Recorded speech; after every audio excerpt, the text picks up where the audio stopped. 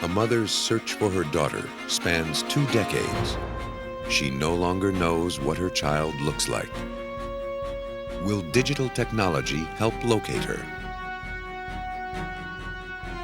A man slays his family and vanishes without a trace for 18 years. Can the work of a sculptor flush him out of hiding? 2 hunters stumble across human remains. Can an artist put flesh on the bones and give the victim a name?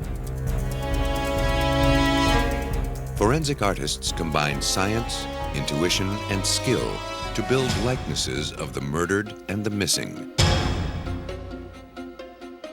Their work can reunite families or help solve a murder, creating faces of hope and faces of tragedy.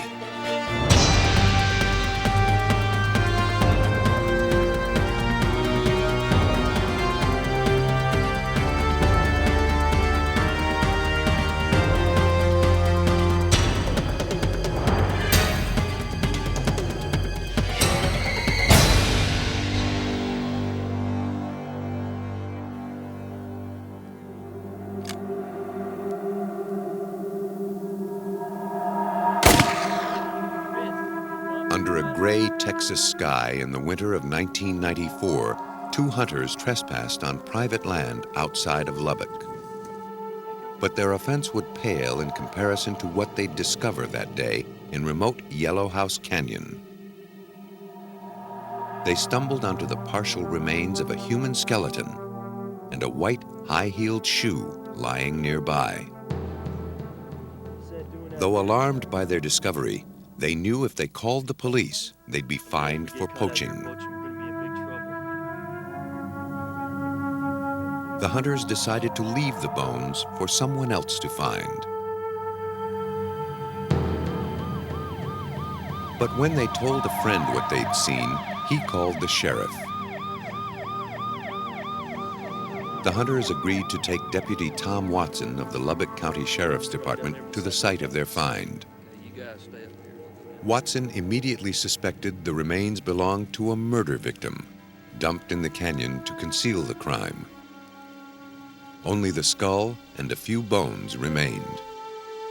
Over time, animals must have dragged away parts of the body. Watson directed his deputies to tape off a wide area to be searched for more evidence.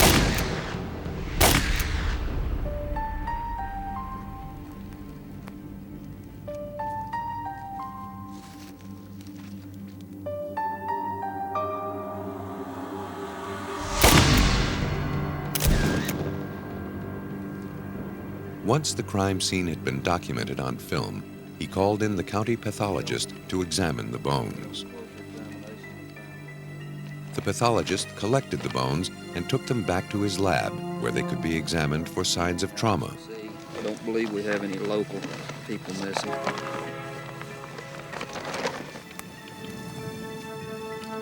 He confirmed Watson's suspicions. The victim was murdered. The upper part of the skeleton bore multiple stab marks, enough to kill a person several times over. The case was now officially a homicide. Watson returned to the canyon the next day to sweep for more evidence. To capture the killer, he first had to name the victim.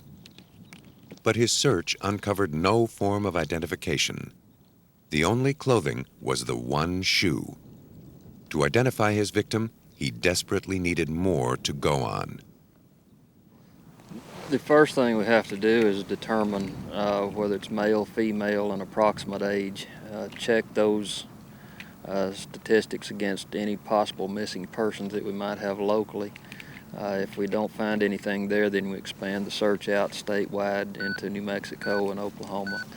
And then if we still haven't got her identified, then we go national with it. The search team recovered more bones and luckily almost all of the victim's teeth, but nothing more. No personal effects that could clue them in to who the victim was or when the killing occurred. Watson turned the bones over to a forensic pathologist who was able to narrow down the possibilities.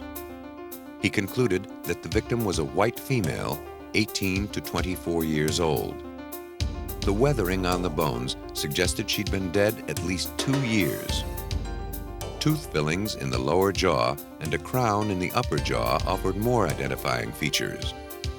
The teeth were x-rayed so they could be compared to dental charts of missing white females of the same age. Using the x-rays, Watson began a search to make a match. He chased dozens of leads, some from as far as New Jersey, but none matched the dental records of the woman found in Yellowhouse Canyon. His investigation was leading nowhere. Meanwhile, a killer remained free.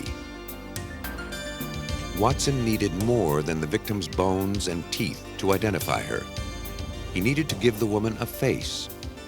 For that, he turned to one of America's leading experts on facial reconstruction. Karen Taylor has worked for the Texas Department of Public Safety in Austin for 16 years.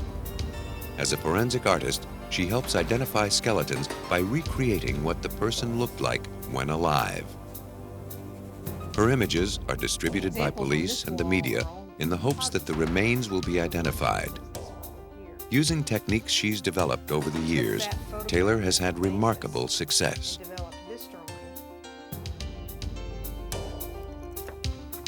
She serves police jurisdictions throughout Texas and works on cases across the country. Her job keeps her extremely busy. The unidentified woman from Yellowhouse Canyon was one among many nameless persons awaiting a face.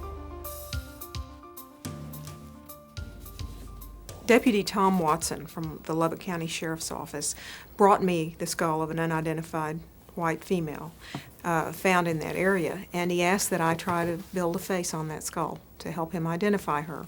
And the information was provided to me that had been developed by an anthropologist to examine the skeleton. And so I knew from Tom's reports that the person I was going to be drawing was a young white female. I unfortunately didn't have a lot of other information. There was no clothing, for instance. Clothing is a very good clue as to body weight for me from skeletal remains. There was also no hair, which provides a added complication, especially in a case of a female. So because there was so little to work with, the case was a little more difficult than some of them are. Without the victim's clothing to use as a guideline, Taylor had to take her cues from the skull alone. When putting a face on a human skull, one of the most critical parts is determining how thick the flesh will be. Taylor relies on standard tables of measurements developed by forensic anthropologists and classified by sex and race. Based on these measurements, she cuts out rubber markers that match the average depth of the skin. She glues them onto the skull at 21 anthropological landmarks, like the cheeks and chin.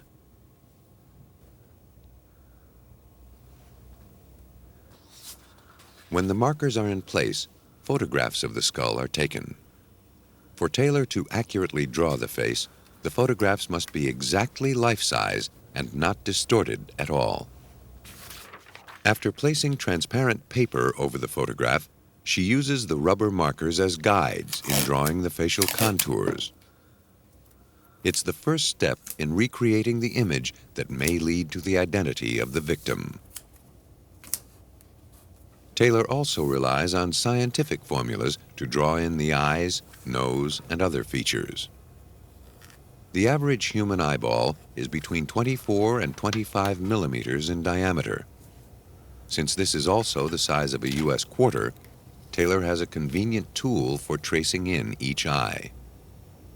I also know from reading some ophthalmology texts that the average person has an iris diameter, an iris width really, that is between 11 and 13 millimeters. And I have little red lines on this scale showing the average range. So And I've checked it on a number of people, and it seems to hold true for most everyone. Most everyone's iris will fall right in that range. Taylor relies on her knowledge of anatomy to draw in the eyelids. On many people, the orbit, or eye socket, has a raised piece of bone on its outer edge. The inner edge of the socket has another bony landmark. These are the points of attachment for the ligament that stretches across the eyeball and controls the movement of the eyelid. Our upper lids are curved slightly more than the lower lids. They tend to drop slightly over the top of the iris when looking at a person in life.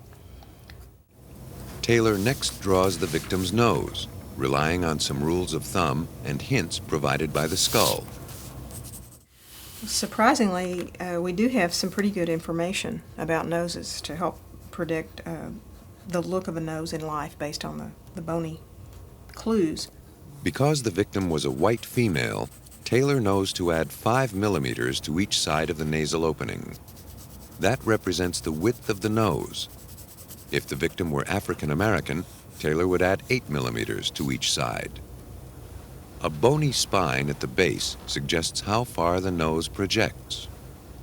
Because that little bit of bone tells me whether to tip the nose down or to tip it up or whether it's rather level. And so I'm looking at the profile to determine that angulation of the nasal spine, and that gives me a hint. In this case, this is quite an upturned nasal spine, so I want a tip of a nose that's up. She's a young girl. She's got a youthful little nose. And the nasal spine tells me it's turned up at the tip. When the mouth is relaxed, the lips tend to cover the 6 front teeth. When we smile, we flash as many as 10 teeth. Taylor draws the unidentified woman's mouth in a relaxed expression to give her a neutral appearance.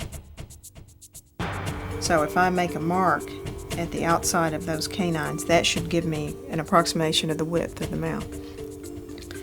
If you can see the staining of the gum line at the edge of the enamel of the teeth, gives us a ballpark idea of the vertical dimension for the lips. And again, I know that she's young, I know that she's white, so I'm thinking young white female as I draw this little mouth. From a faceless skull, Taylor will soon create the image of a woman. She hopes it will give a name to the victim and eventually name the killer. As Karen Taylor added the finishing touches to her portrait of the unidentified woman, the victim's face was reborn. The image was now ready for prime time. Taylor's drawing was shown on television and local newspapers, giving anyone who recognized the woman the opportunity to provide information about her. For Sheriff's Deputy Tom Watson, the broadcast was a defining moment in the case. This particular case was very frustrating for the first 6 months because we were not able to identify her.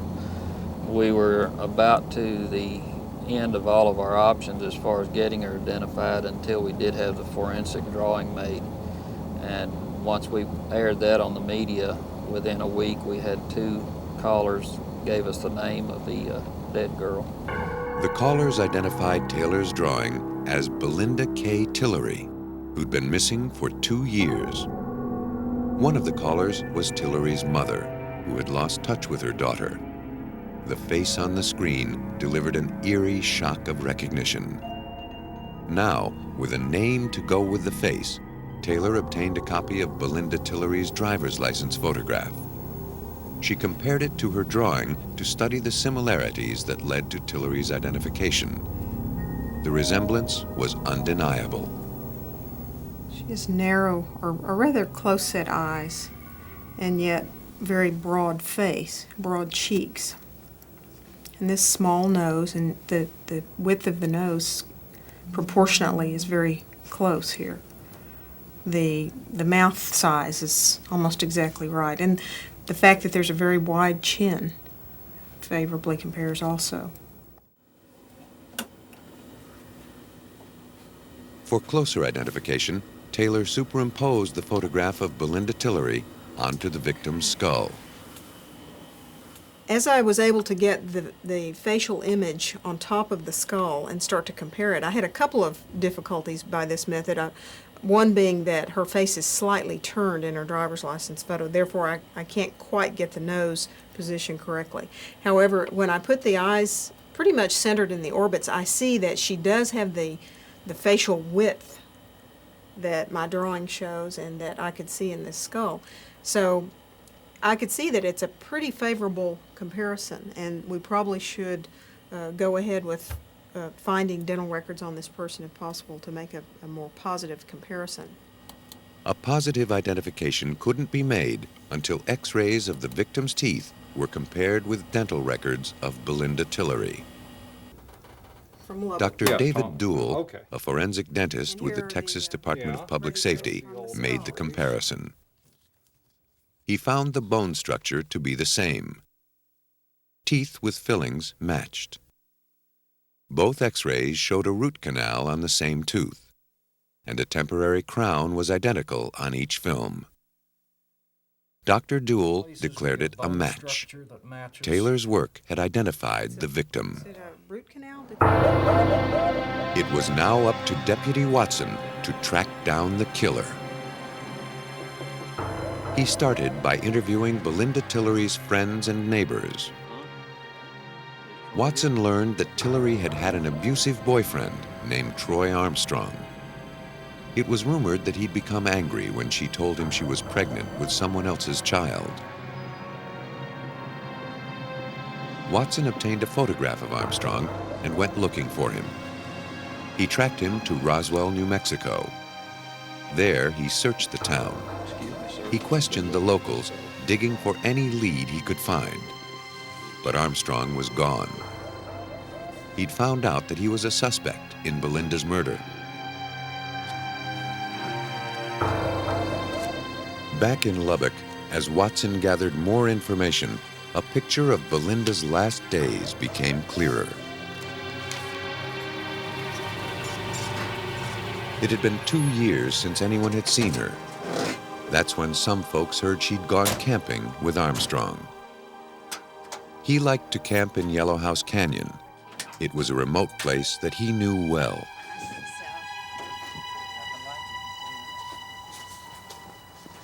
What's going on front, all right? I'll catch up with you, okay? All right, well, come on. People mentioned that he carried a large hunting knife almost everywhere he went. The pieces were fitting together. It seemed that a bitter Armstrong had planned to take Belinda to this remote canyon and get rid of her for good. He thought no one would find her remains. After Belinda's death, he told a girlfriend he had nightmares about stabbing someone in the back. Based on the evidence, Watson obtained a warrant for Troy Armstrong's arrest, but he still had no information on his whereabouts. More than a year later, in January 1996, Watson received a tip. He found out that Armstrong was on the road with a truck driver buddy who was hauling for a company in California. Watson quickly contacted the trucking company. He discovered that their trucks were equipped with a global positioning system called GPS. A transponder on each truck bounced a signal off a satellite, telling the company where it was at all times. They informed him that the truck he was looking for was now traveling through Nebraska. Within minutes, Watson got the Nebraska State Police on the other line and asked them to set up a roadblock. They dispatched several cars to intercept the truck. As the police waited, they maintained contact with Watson and the trucking company, keeping tabs on the truck's whereabouts at all times. They knew just when to expect it.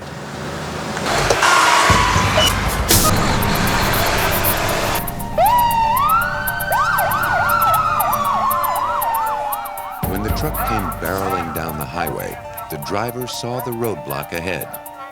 He tried to escape, but the police sprang into action.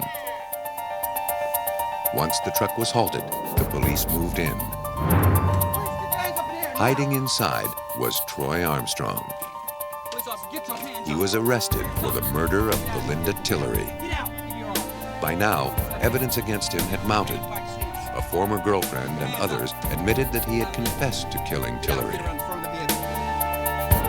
On December 5th, 1996, Armstrong was convicted for murder and sentenced to life in prison. Karen Taylor's lifelike reconstruction of Belinda K. Tillery was the key to solving a difficult case. Without it, the victim would never have been identified, and the killer never brought to justice. Like the artist she was trained to be, Taylor relies on pen and paper to capture likenesses. Elsewhere, scientists are beginning to apply digital technology to achieve a similar goal. At Colorado State University in Fort Collins, they're developing equipment to match faces to skulls with laser beam accuracy. Mechanical engineering professor Patrick Fitzhorn and a graduate student combined computer-aided design with laser technology. They created a system that scans three-dimensional objects and reconstructs them in a computer. So what this machine can do is build a three-dimensional surface mesh, computer surface mesh, of a human skull that we can then play with on the computer. We can scale it up and down, we can move it through space. As the skull rotates slowly on the platter, a laser beam strikes it at 10,000 to 50,000 points. A sensor measures the distance the beam travels as it reflects off each point. The results are fed into a computer that creates a digital version of the skull. The image is virtual, but its application is real. And obviously what we want to do with it then at that point is to fix it in space, to take a scanned facial photograph and to map the photograph on the skull to see whether there's a match or not.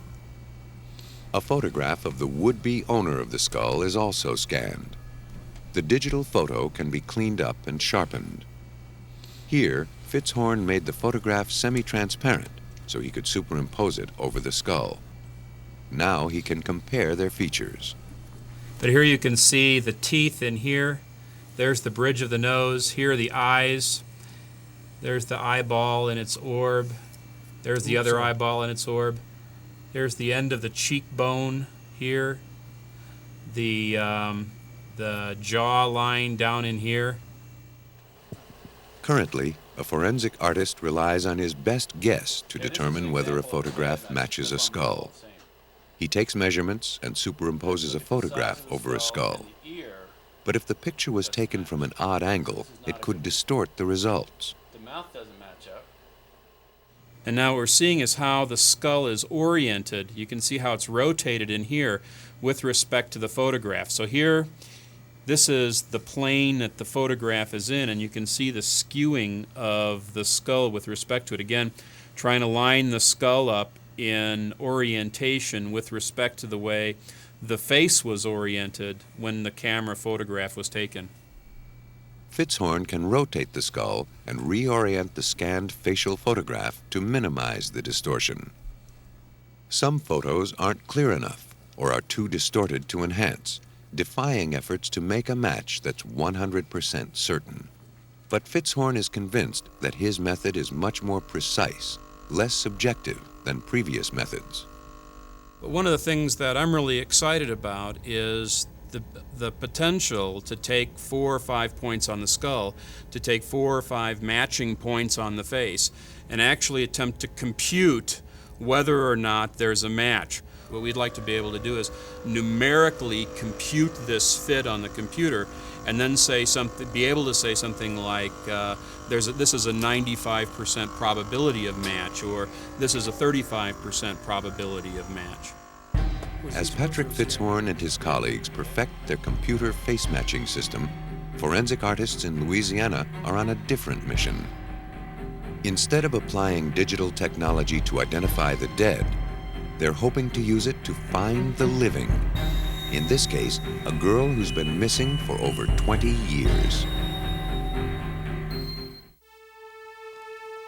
In 1976, in a small town in Louisiana, a family argument turned sour.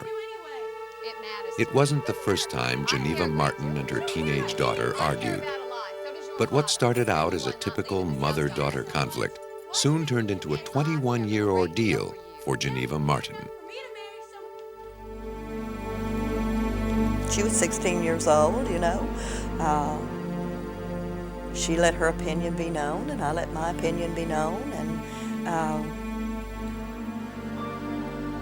she wasn't any more wrong than I was. The argument ended as many before. The two went back to their chores without saying a word to each other. Then Donna decided to leave. Bye, Mom. She said she was going to her grandmother's house. It was 2:30 p.m. By 5, she hadn't returned, so her concerned mother went looking for her at her grandmother's. But Donna wasn't there. Her grandmother said Donna had gone next door to play cards with her Aunt Peggy. Well, didn't think anything about it, went back home. When she wasn't home at 9 o'clock, we went to Peggy's and there was no Donna. Donna Martin had run away from home before, but this time it seemed like she wasn't coming back. Despite many attempts to find her, almost a year passed before Geneva Martin heard any news of her daughter. Then, one of Donna's friends told Geneva she had picked up Donna on the road and given her a ride to an apartment she was sharing in Baton Rouge. Geneva, desperately wanting to patch things up with her daughter, went to find her. But when she got there, the apartment was vacant. All that remained was Donna's name on the mailbox. The manager confirmed that Donna had been living there. Excuse me, are you Mrs. Clark? I took a picture of Donna to her, and she told me, yes, this was the young girl that had lived in the apartment with another married couple. From there, we found nothing. Despite all she did to find her daughter, the trail remained cold for more than 20 years. Today, Geneva Martin hopes researchers at Louisiana State University will help heat it up again.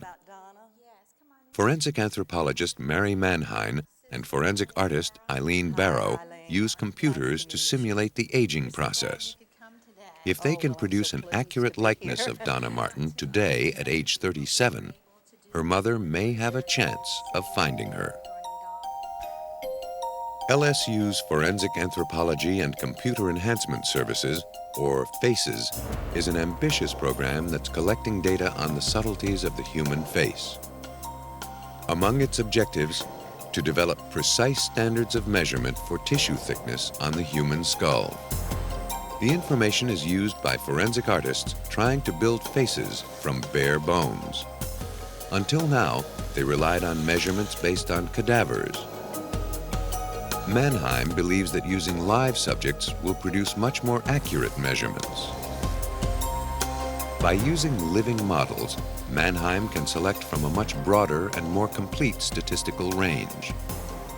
Though subjects remain anonymous, their age, sex, race, height, weight, and other personal information becomes part of the computer's database. To measure tissue thickness, she uses an ultrasound scanner, like the ones used to show a fetus in the womb. The scanner bounces sound waves off the skull. By measuring the time it takes for waves to return, a computer calculates the exact depth of the tissue from skin to bone. The process is repeated at 19 points across the skull. We've scanned over 400 and almost 500 people now, and those range in age from 2 years of age to approximately 74 years of age. There are many different sizes, many different racial groups, so we will separate these out, height, weight, age, etc., and we will produce standards. Manheim has scanned the faces of generations of the same family. The data will show how family resemblances change over time. Manheim and her colleagues are also using computers to show what a missing child's face might look like as it grows older. With young children, the first step is stretching the child's features to reflect growth of the skull. In this case, a 5-year-old child disappeared and has been missing 5 years. Barrow renders the child at age 10. The computer stretching tool divides the face into a grid. And you pull each intersection of that grid down just a few steps. All right, so then that's the stretch. When we age a child, of course, the first thing we need is a picture of the child and a picture of her father and mother, or a sibling, or whoever the parent or the sibling might be that she looks most like. The face can now be merged with the faces of her immediate family to create a composite image. With the click of a mouse, Barrow brings the missing child's features to the front. To retain her particular look, the eyes and eyebrows, we would bring back a little bit of the shape of her nose and a little bit of the shape of her mouth. And then we would bring back or bring to the foreground her father's teeth, since she is, in this particular picture, the child had been missing for 5 years. So we were progressing her from 5 years old to about 10. So by that time, her teeth would have, of course, baby teeth would be gone and she would have permanent teeth. So we used the father's teeth to put in the picture. The computer makes the manipulations easily, but Barrow must rely on her own judgment to decide which features to alter. Will the child look like a parent or more like her sibling? It's a question she'll need to answer when aging Donna Martin. Creating an image of what she might look like today will pose an extraordinary challenge. She'll have to be aged 21 years. Donna's face won't be stretched because at age 16 her face was fully developed. All right. Barrow will Ms. concentrate Martin on will other techniques. First, photographs of family members close to the age Donna would be today are scanned into the computer. Because family members tend to age alike, this will help guide Barrow as she makes decisions about aging Donna. By studying the photographs, Barrow can begin to see at what stage the relatives begin to show crow's feet or lines around the mouth, and how severe they might be. She can also see when chins begin to droop or when necks begin to sag. She really did not look very much at all like her sisters, which I expected that she would. And she really didn't have a lot of resemblance to her mother. So we had no pictures of her father at that age, so I decided that the best thing to do would be to try to merge her with her mother. To merge the image of Donna Martin at 16 with her mother at age 40, Barrow must first align and resize the photographs. The photograph of Donna is a 3/4 view. To align it with her mother's, Barrow must adjust it to show a frontal view. Now what happens here is that the mother's picture is quite a bit bigger than hers. So then what I have to do is size the picture of the mother. And that means reducing its size to try to fit the other one.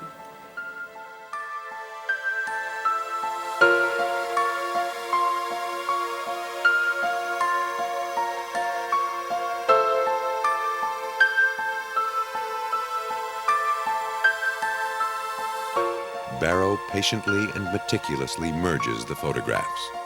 She makes sure Donna's features remain dominant while taking some physical cues from her mother's image. Then she erases Donna's hairstyle at age 16 so a more mature style can be added.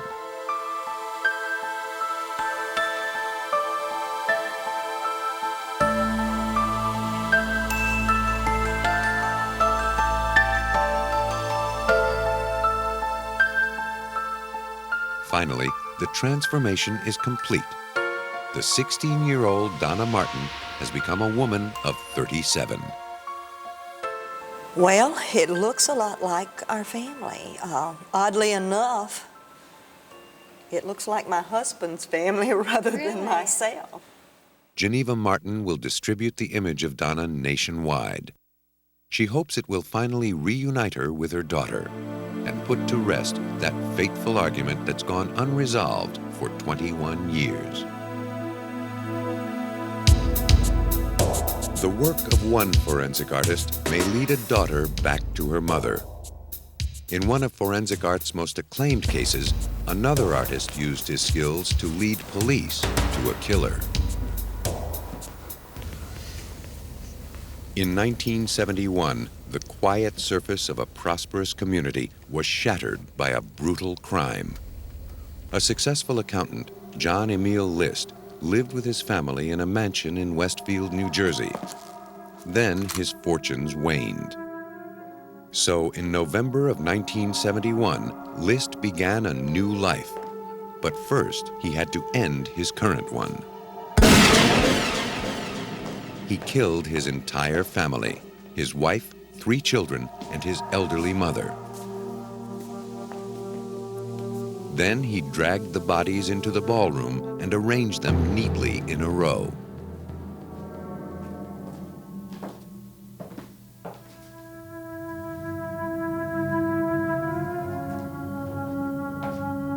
He tried to clean as much of their blood off the floor as he could.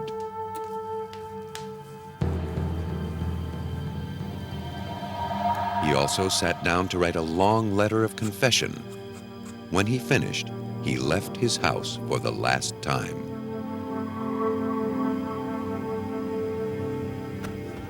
A month passed before the Westfield police received a call from a woman concerned about her neighbors. She hadn't seen them home, and their lights had been on day and night until one by one they'd burned out.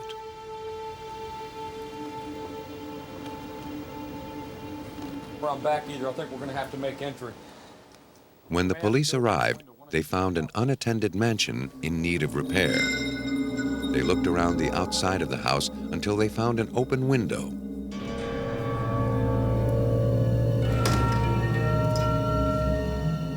When they entered, they had no idea what was waiting for them. The air was cold and filled with the odor of decay. They kept searching through the darkness until they finally came upon the List family in the ballroom, still neatly laid out, dead for a month. It was one of the most grotesque murders Westfield police had ever seen. When detectives were called in, they found the guns List had used and his letter of confession.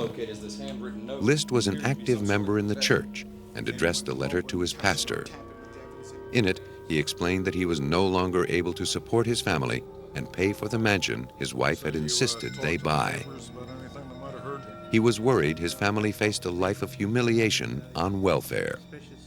He was also upset his wife and children had stopped attending church. He felt his daughter had taken a misguided interest in acting, which threatened to deny her status as one of God's children. At least, he concluded, I'm certain they've all gone to heaven now. After slaying his family, List left his car at New York's Kennedy Airport and took a bus heading out of town. He hid his crime carefully. A month passed before anyone noticed his disappearance. Police and the FBI conducted a worldwide search, but nothing turned up. 18 years later, New Jersey detective Bernard Tracy was still on the case. He would make one last effort to find John Emil List by turning to the experts who combine art and science to age the human face. An accurate portrait of John List as a middle-aged man might alert someone somewhere to turn him in. But one thing I can tell you about the John List investigation, back in 1971, this was a state-of-the-art investigation. Tracy was assigned to the case in 1974, taking over from detectives who'd been on the case for 3 years. The investigation was one of the most thorough ever conducted by New Jersey police.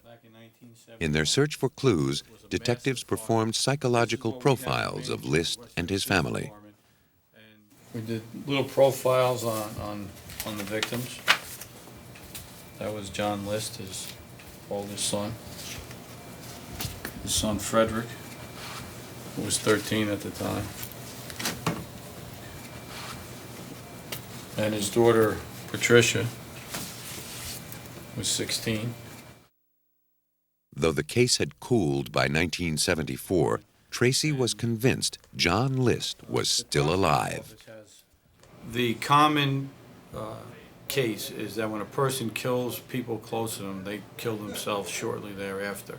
If he wasn't found shortly thereafter dead, a victim of suicide, then I believed he would still be alive. It was just a question of where. In an effort to find out, Tracy persuaded a television producer to include the case in a series on fugitives from justice. The producer, in turn, enlisted the expertise of Philadelphia forensic artist Frank Bender to sculpt the face of List as he might appear at age 63. The sculpture would appear on television for millions of people to see. If Bender could produce a good likeness of John List 18 years after the crime, he might finally be found. To help guide his imagination as he adds years to a face, Bender carefully reviews the subject's background and his habits, knowing they're unlikely to change. Behavior can influence how a person ages. Before starting the List project, Bender thoroughly researched his subject. He discussed List's psychological aspects with forensic psychologists and police experts. Relaxed. If you mow your lawn in a suit and tie, you're not relaxed. It's about staying in control. He'll still be wearing probably the same clothes, the same type of bow tie. None of that's going to change. You know, I've been going to a church on Sundays, and as often as I can, to try to get the feel of like what his environment is really like. Any clue police gave him about List's life helped Bender form an image of how he may have aged. Lifestyle, hairstyle, hobbies, hereditary factors. Then I either do my own psychological profile, as I've done in numerous cases, or as in this case, bring in a forensic psychologist and go back and forth with this individual, walk around the town for maybe 2 or 3 days, really get to know this person, put my feet in their shoes, and in a sense kind of become the person so I can stay one step ahead of them visually. To obtain a scientific outlook on the aging process, Bender visited the medical school of the University of Pennsylvania. Here he consulted with Dr. Scott Bartlett, an expert in cranial and facial surgery and in repairing congenital deformities of the face. Dr. Bartlett's knowledge of the aging process, as reflected in the human face, made him a valuable ally. Bender was curious about the appearance of a scar behind List's ear from an operation. The scar went from his ear down to at least his collar. I would guess that, you know, drawing the ear in something like this, more to the side of the head, and I would guess that there's bound to be, if he had an open mastoid operation, that he might have a fairly significant scar back here. Dr. Bartlett pointed out that as List aged, wrinkles and folds in his neck could make the scar less noticeable. I see, okay. The two men also discussed how aging affects the eyelids and brows, which can change significantly over 18 years.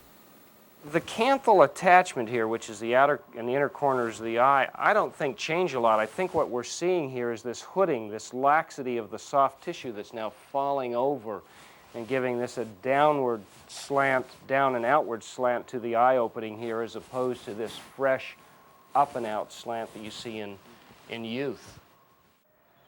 Ultimately, Frank Bender would apply his own intuition to what he learned about the case. Bender has been a sculptor for more than 30 years, showing his work in galleries and museums all over the United States. Most of my studies are human behavior. I'm a people person. When I go to the beach, I don't look at the ocean as much as I like studying the people on the beach, how they interact, what they look like, the differences, what makes each person an individual.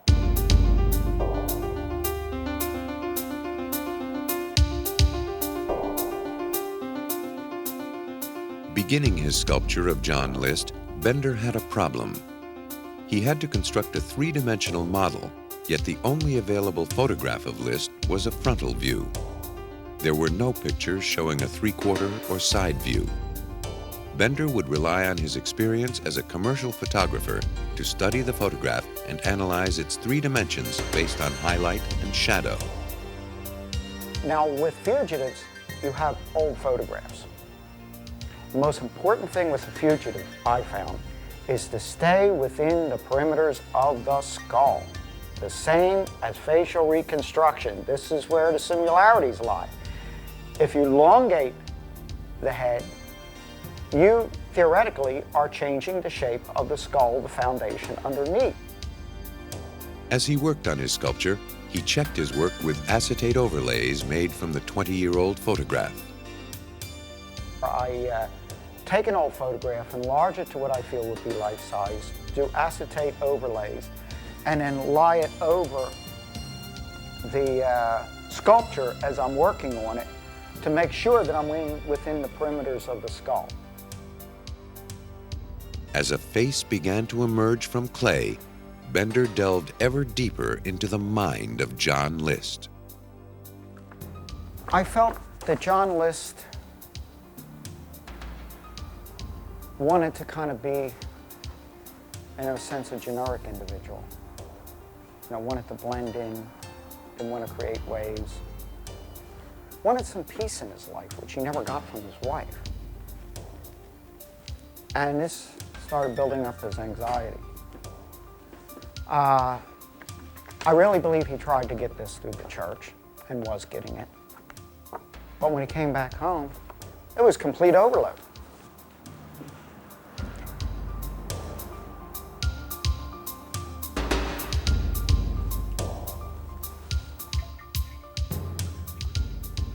Once the preliminary sculpture was complete, Bender and his assistant made a plaster cast. That's good. Little by little, Bender's sculpture took shape. By now, Bender was more familiar with List's face than with his own. As the bust of the fugitive emerged from its mold, Frank Bender was ready to add the final details to the face of a killer. John Emil List, after murdering his family, had evaded capture for 18 years. Whether police could find him would depend on Frank Bender's intuitive ability to imagine John List in his early 60s. Bender guessed that List's hairline continued to recede, as it had begun to do in his earlier photograph. He added jowls based on his assessment of List's lifestyle. He wasn't an exercise type person. He was a potato and meat type person. As far as the eyes, you know, you can see where he's starting to get some lines. I look a little tired. You see, he has, I sculpted the tie and the shirt and the coat, you know, the suit coat on him, because he's always going to be wearing that. Bender sensed that the years of hiding what he had done would take a toll on List. This influenced his decision to turn the corners of his mouth down. You can see the corners of the mouth going down here rather than up like the photograph, which I'll bring right over. And you can see how they turned up. After 20 years, I'm having them go down. Not his whole mouth going down, just the corners.